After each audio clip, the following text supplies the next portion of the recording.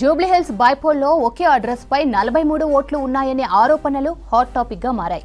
దీనిపై మాజీ మంత్రి కేటీఆర్ ఎలక్షన్ కమిషన్ కు ఫిర్యాదు చేశారు. కాంగ్రెస్ నేతలు ఒకే ఇంట్లో 43 దొంగ ఓట్లు చేర్చారని కేటీఆర్ ఆరోపించారు. అయితే కేటీఆర్ ఆరోపణలు తప్పని తేలాయి. కేటీఆర్ ఫిర్యాదుపై ఎన్నికల సంఘం అధికారులు ఫీల్డ్ విజిట్ చేసి క్లారిటీ ఇచ్చారు. జూబ్లీహిల్స్ నియోజకవర్గంలోని కృష్ణానగర్లో ఒకే అడ్రస్ పై ఉన్న ఓ అపార్ట్మెంట్లో 15 ఫ్లాట్స్ ఉండడంతో ఓటర్లు భారీగా ఉన్నట్లు కనిపిస్తోందని చెప్పారు అధికారులు. 2023 నుండి అక్కడ ఉన్న ఓటర్లే తప్ప కొత్తగా ఓటర్లను యాడ్ చేయలేదని స్పష్టం చేశారు.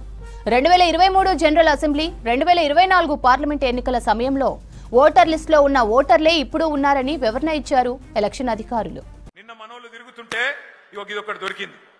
ఒకటే ఇంట్లా ఈరోజు కాంగ్రెస్ పార్టీ వాళ్ళు, ఎందుకంటే మీరు ఎట్లాగూ ఓట్లేరని అర్థమైపోయింది. అలా మామూలుగానైతే ప్రజలు బాగా కోపంగా ఉన్నారు, ఓట్లేరని అర్థమైంది. అందుకే ఒకటే ఇంట్లో 43 దొంగ ఓట్లు రాయించారు. మొత్తం కలిపి వేల సంఖ్యలో దొంగ ఓట్లు కూడా రాయించారు.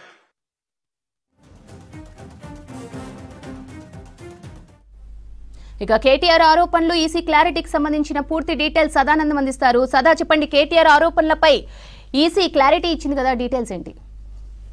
శ్రవంతి, జూబ్లీహిల్స్ నియోజకవర్గంలోని కృష్ణానగర్ బి ఫేజ్లో ఒకే అడ్రస్ పై భారీగా ఓట్లున్నాయి. అది కూడా రీసెంట్ టైంలో నమోదయ్యాయంటూ బీఆర్ఎస్ వర్కింగ్ ప్రెసిడెంట్ కేటీఆర్తో పాటు బీఆర్ఎస్ నాయకులు, బీఆర్ఎస్ ఎమ్మెల్యేలు, అలాగే బీఆర్ఎస్కి సంబంధించిన సోషల్ మీడియాలో గత 2-3 డేస్గా చాలా వార్తలు వస్తున్నాయి. సో అటు బీఆర్ఎస్ వర్కింగ్ ప్రెసిడెంట్ కేటీఆర్ కూడా దీనిపైన ఆరోపణలు చేశారు. సో ఈరోజు మార్నింగ్ రహమత్ నగర్లో వాళ్ళు ప్రచారం చేస్తున్న టైంలో కూడా ఇదే చెప్పారు. ఒక 4 హౌస్ నంబర్స్ ఉన్నాయి. సో అదే హౌస్ నంబర్స్ పైన ఒక్కో దాంట్లో 49 ఓట్లు, 43 ఓట్లు, అలాగే 19 ఓట్లు, ఇట్లా చాలా వరకు ఒకే హౌస్ నంబర్ పై ఎక్కువగా ఓట్లున్నాయి. ఇవన్నీ కూడా రీసెంట్గా నమోదయ్యాయంటూ కూడా ఆరోపణలు చేశారు. సో దీనిపైన హైదరాబాద్ జిల్లా ఎన్నికల అధికారి ఆర్వి కర్ణన్ ఈరోజు మార్నింగే దీన్ని సుమోటుగా తీసుకొని సో ఎన్నికల అధికారులందరినీ కూడా ఆయా అపార్ట్మెంట్లకు పంపించాడు. సో అక్కడ వాళ్ళందరితోటి మాట్లాడి, అలాగే ఓటర్ లిస్టు, సో ఇప్పుడున్న ప్రజెంట్ ఓటర్ లిస్టు, గతంలో ఉన్నటువంటి 2024 జరిగిన పార్లమెంట్ ఓటర్ లిస్టు, 2029లో జరిగిన జనరల్ అసెంబ్లీ ఓటర్ లిస్టు, ఇవన్నీ కూడా ముందు పెట్టుకొని అక్కడికి బిఎల్ఓలతోటి ఎన్నికల అధికారులు ఆయా అపార్ట్మెంట్లకు, ఆయా ప్లేసెస్, ఆయా హౌస్ నంబర్స్కి వెళ్ళి ఈరోజు అంతా కూడా ఎంక్వైరీ చేశారు. సో ఈ ఎంక్వైరీ చేసిన తర్వాత దీని మీద పూర్తి క్లారిటీ ఇచ్చారు హైదరాబాద్ జిల్లా ఎన్నికల అధికారి ఆర్వి కర్ణన్. సో వాళ్ళు చెప్పేది ఒకటే, సో ప్రస్తుతం వీళ్ళు ఏదైతే ఆరోపణలు చేస్తున్నారో ఒకే ఇంటి నంబర్ పైన 49 ఓట్లున్నాయి, ఇంకొక ఇంటి నంబర్ పైన 43 ఓట్లున్నాయని. సో ఆ హౌస్ నంబర్లు ఒకసారి చూస్తే కృష్ణానగర్లోని బీ ఫేజ్లో 8-3-231/B/113, అలాగే 8-3-231/B/160. సో దీనిలో ఈ 160లో మొత్తం 15 ఫ్లాట్స్ ఉన్నాయి. సో దీనిలో 43 ఓట్లు ఉన్నాయని చెప్తున్నారు. సో 15 ఫ్లాట్స్ ఉన్నాయి. సో ఒక్కో ఫ్లాట్లో కామన్గా 3 నుంచి 4 ఓట్లు వేసుకున్నా అది ఆల్మోస్ట్ 43 ఓట్లకు ఎక్కువగానే ఉంటుంది. సో ఇందులో ఒక్క ఓటు కూడా రీసెంట్గా నమోదు కాలేదు, కొత్తగా ఎన్రోల్ అవ్వలేదు. సో 2023 అసెంబ్లీ ఎన్నికల్లో ఉన్న ఓటర్ లిస్టులోనే ఈ అడ్రస్ పైన ఉన్నారు.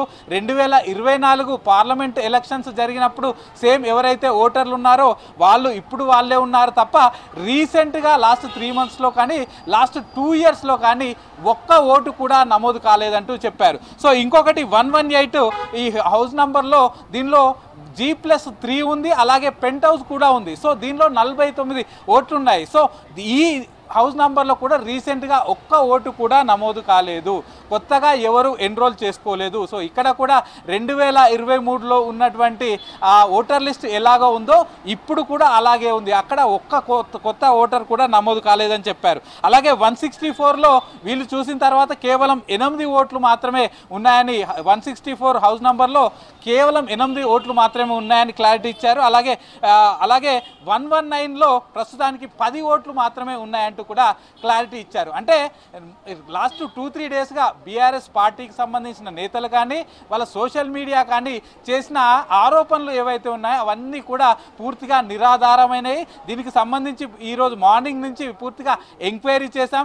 లోకల్ బిఎల్ఓలను తీసుకువెళ్ళాం, బూత్ లెవెల్ ఆఫీసర్స్, అలాగే ఎలక్టోరల్ ఆఫీసర్స్, వీళ్ళందరూ కూడా ఆన్ ఫీల్డ్కి వెళ్ళి ఆ హౌస్ నంబర్స్ ఎక్కడెక్కడ ఉన్నాయి, ఆ ఇండ్లు ఎక్కడెక్కడ ఉన్నాయి, ఆ అన్ని డీటెయిల్స్ తీసుకున్న తర్వాత ఓటర్ లిస్టు ప్రకారమే తీసుకున్నాం. వీళ్ళు ఆరోపణలు చేస్తున్న విధంగా ఎక్కడా కూడా కొత్త ఓటరుగా ఎవరూ కూడా నమోదు కాలేదు. సో గతంలో 2023 నుంచి ఎలా అయితే ఓటర్ లిస్ట్ ఉందో ఇప్పుడు కూడా అలాగే ఉందంటూ కూడా జిల్లా ఎన్నికల అధికారి క్లారిటీ ఇచ్చాడు. శ్రవంతి.